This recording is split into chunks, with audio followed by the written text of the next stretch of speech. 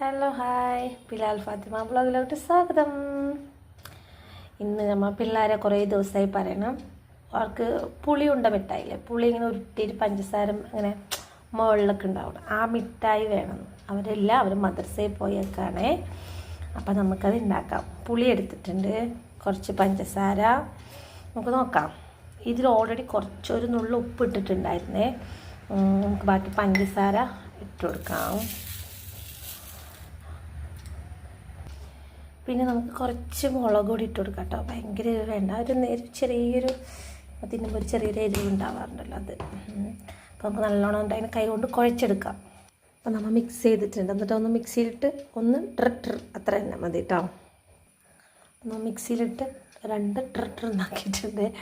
നമുക്ക് കുഞ്ഞു കുഞ്ഞു ബോൾ പിടിക്കാം കേട്ടോ.